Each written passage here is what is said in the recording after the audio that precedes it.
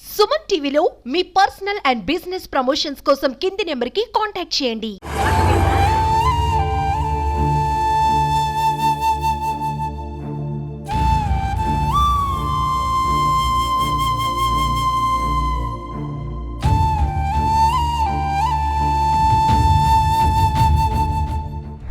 వరద బాధితులను చూస్తే గుండె ద్రవించిపోతుంది.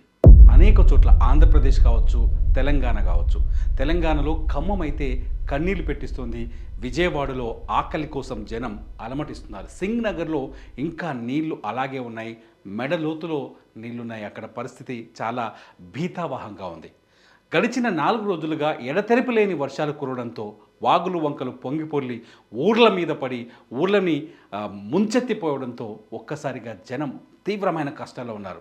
డబ్బున్నోళ్ళు ఉండొచ్చు, డబ్బులు సంపాదించుకొని ఉండొచ్చు, ఇల్లు ఉండి కూడా సొంత ఇల్లు ఉన్న వాళ్ళు కూడా ఇవాళ ఆకలితో అలమటిస్తున్నారు. కట్టుబట్టలతో గట్టు మీద ఉండి సాయం కోసం ఎదురు చూస్తున్నారు. రండి, వరద బాధితుల్ని ఆదుకుందాం.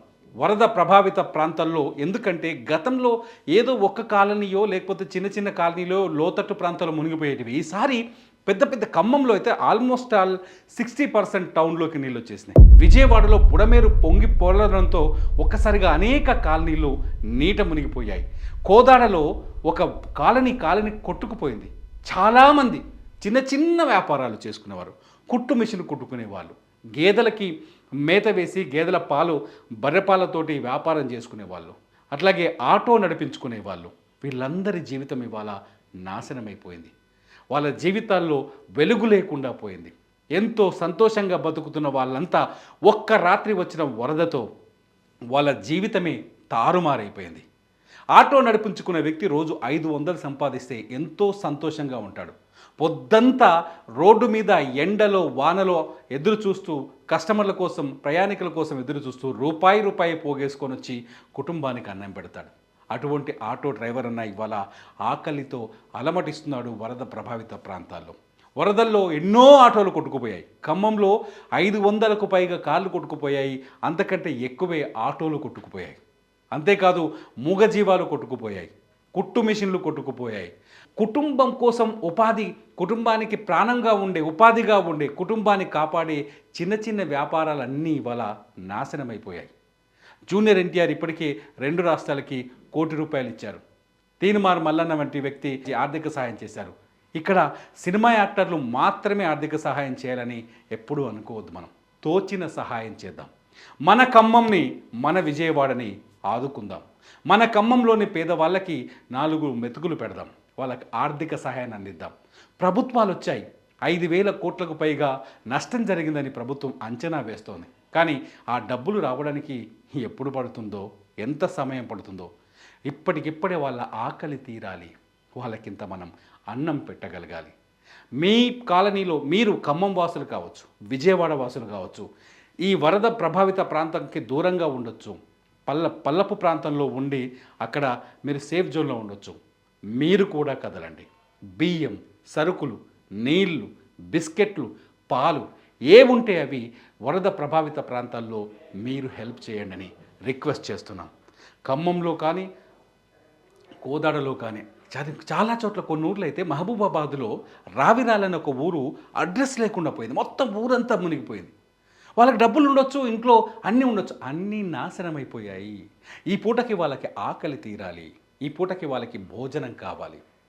పసిపిల్లలు ఉన్నారు, అల్లాడుతున్నారు, వాళ్ళకి పాలిచ్చి సహాయం చేద్దాం.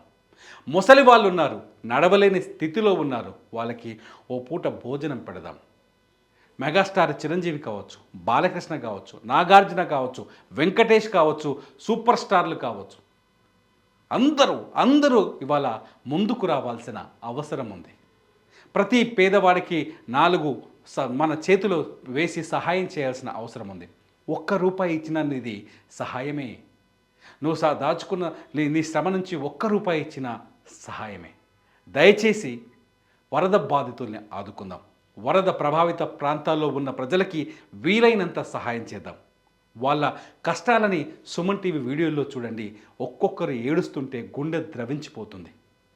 నీళ్ళు ఇంకా ఉన్నాయి కాలనీలో, వర్షం పడట్లేదు, ఇంకా కాలనీలో నీళ్లున్నాయి. ఇల్లంతా బురదతో నిండిపోయింది. తినడానికి వంట పాత్రలు లేవు. వంట చేసుకుందామంటే కిచెన్ కూడా లేదు, కొట్టుకుపోయింది. గ్యాస్ సిలిండర్లు కొట్టుకుపోయినాయి. కొందరు మనుషులే కొట్టుకుపోయారు. చాలా కుటుంబాలు తెలంగాణలో 16 మందికి పైగా ప్రాణాలు కోల్పోయారు. ఆంధ్రాలో మృతుల సంఖ్య 15 దాటి 20కి సమీపంలో ఉంది. తప్పు ప్రకృతి విలయం. ప్రకృతి ఆడిన తాండవంలో, ప్రకృతి విలయంలో నష్టపోయిన కుటుంబాలు ఎన్నో ఉన్నాయి. నిజంగా చాలామంది రోజు కూలి చేసుకుంటారు. ఎక్కువ మంది రోడ్డు పైన రొట్టెలు చేసుకుంటారు, లేకపోతే కర్రీ పాయింట్ పెట్టుకుంటారు, లేకపోతే రోజు కూలీ పని చేస్తే తప్ప వాళ్ళ కుటుంబానికి అన్నం పెట్టలేరు. అలాంటి వాళ్ళంతా ఇవాళ అనాథలుగా మారిపోయారు. చాలామందికి ఉపాధి లేదు, పని లేదు, ఉన్న ఇల్లు కొట్టుకుపోయింది, ఉన్న చిన్నపాటి గూడు కొట్టుకుపోయింది. వాళ్ళందరూ ఇవాళ ఆపన్న హస్తం కోసం ఎదురు చూస్తున్నారు. ఒక్కసారి ఆలోచించండి. మంచి మనసున్న మనుషులు మీరు. ఎదుటివారికి ఆపదొస్తే మీరు స్పందించే గుణం ఉంది. ఎంతోమందికి మీరు సాయం చేశారు. రండి, ఒక్క అడుగు ముందుకేయండి. సీఎం రిలీఫ్ ఫండ్కో, లేకపోతే మీ ఏదైనా తెలిసిన స్వచ్ఛంద సంస్థలకో, లేకపోతే మీ ఊళ్ళో ఉన్న మనుషుల ద్వారానో, ఖమ్మంలో మీకు తెలిసిన వాళ్ళకో, విజయవాడలో మీకు తెలిసిన వాళ్ళ ద్వారానో వాళ్ళకి ఆర్థిక సహాయం చేయండి. వాళ్ళకి బియ్యము, పాలు, పప్పు ఏదో ఒకటి కొని పంపండి. మనం మనుషులమే కదా, మన తోటి వాళ్ళకి అన్నం పెట్టాల్సిన అవసరం, బాధ్యత మనపైన ఉంది. వాళ్ళు మనలాంటి వాళ్ళే. వాళ్ళకి మన పిల్లలు ఉన్నారు, వాళ్ళకి తల్లిదండ్రులు ఉన్నారు. కష్టం చేసే మనస్తత్వమే కానీ ఇవాళ కష్టం చేసే స్థితి లేదు, కష్టం చేసే అవకాశం కనిపించట్లేదు. వాళ్ళు మానసికంగా ఆరోగ్యంగా కోలుకునే వరకు మనం అండగా నిలబడదాం, వాళ్ళని ఆదుకుందాం. రండి, సుమన్ టీవీ పిలిపిస్తోంది. బాధితులకి, వరద బాధితులకి సాయం చేద్దామని. మీరేమంటారు? మీరు కామెంట్ రూపంలో మీ కామెంట్స్ తెలియజేయండి. మీరు ఎవరైనా సహాయం చేయదలుచుకుంటే సుమన్ టీవీ కూడా మీ సహాయాన్ని వరద బాధితులకు చేర్చే ప్రయత్నం చేస్తుంది.